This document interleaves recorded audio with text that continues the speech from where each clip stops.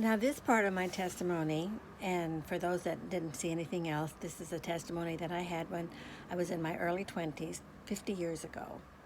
I'm now in my 70s, and I am reminiscing and sharing the way that I received the baptism of the Holy Spirit.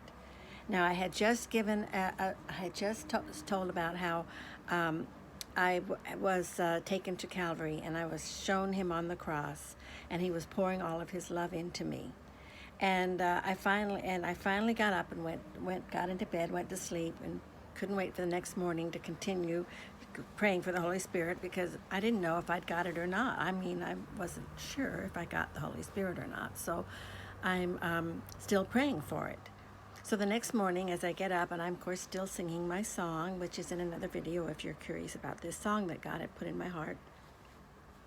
Well, as the day progressed, I remember my mouth starting to want to, these nonsense syllables and words came into my head, and I didn't know, should I say them? Yeah, I didn't know what to do. I remember I called the little couple, and I told them what was happening to me, and they said, "Oh yes, that's the Holy Spirit. Go ahead and speak them out." So I did. I started speaking this completely nonsense words out, and it sounded to me like a lot like all different kind of languages. It wasn't just one language. It was Chinese, it sounded Indian, it sounded Spanish. I mean, it was just all different tongues.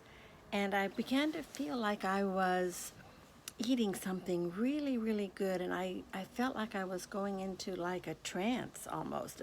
I was aware of what was going on around me, and I knew I could stop it at any time, but it was so nice. I didn't want to quit. It was really quite wonderful.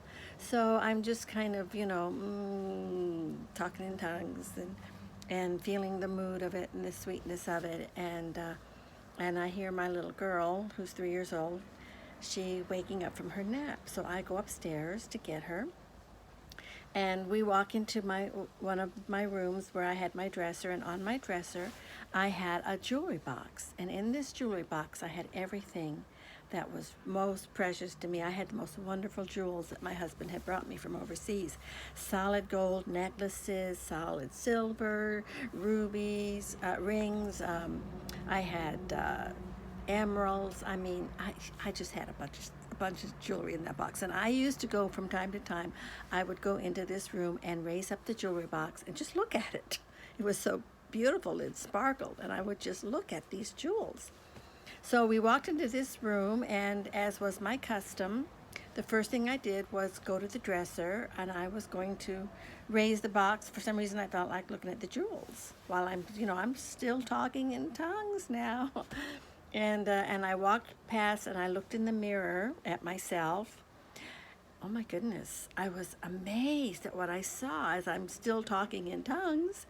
And I see this absolutely beautiful girl, absolutely beautiful. And I hadn't put my makeup on that day, and I'm thinking, oh my gosh, I thought, as this is happening to me and I'm talking in tongues, I'm thinking, oh, if only my husband could see me this way, because, he'd get home from work and he'd say, put on your makeup if I didn't have it on. So he liked me in my makeup. So while I'm mesmerized at this beautiful girl that I'm looking at, my 3-year-old daughter says to me, "Mommy, can I look at your jewelry?" And I stopped talking in tongues long enough to turn to her and say, "No, you cannot." And I went back to this vision that I'm looking at in the mirror, when all of a sudden I said, I was completely taken over by the Holy Spirit, and I said, "Yes, you can look at my jewelry." And I picked up the jewelry box, and I sat down on the floor, and now I'm moving in slow motion. And I raised the box, the lid to the jewelry box. And of course, Tiffany, my daughter, my 3-year-old, is standing there, and she's looking in, she's watching what's going on.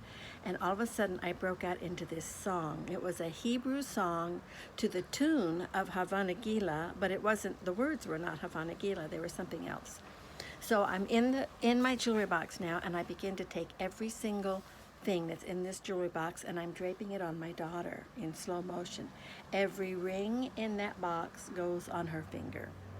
Every necklace goes on her. Every bracelet goes on her arms. And I'm singing, and it's like a little ceremony as I'm doing this. And when every single thing in that box was now on my 3-year-old daughter, I stopped singing in tongues long enough to throw my head back, and I heard the audible voice of God, and this is what he said to me. He said, because you have accepted the sacrifice of my Son, Jesus Christ, just as you are bestowing everything that is most precious to you on your child, I am giving you my whole kingdom. Oh my goodness. Oh my goodness. And while he was speaking to me, my daughter, 3-year-old daughter, is walking around the room going, Mommy, Mommy, is this for me? Is this for me? Walking around the room with all my jewelry on her.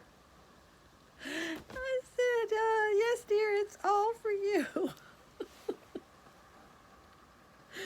And that was my experience. That was God's appearance to me. He appeared to me the same as he appeared to all of those people in the Bible, where you read where he appeared to them.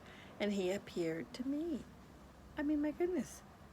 I mean, what can I say to that? And that was my experience with the appearance of God to me. And from that moment on, my life was different. My life had changed from that point on. I remember the next day going in to try to, now a lot of people won't understand this, but this was just me. I went in to put my makeup on, and I couldn't do it. I cried. I said, oh, I can't cover that beauty. You know, I can't do it. And I never put it on again. So that's just me. That was just my experience with God. And it's been a wonderful journey ever since, from that point on.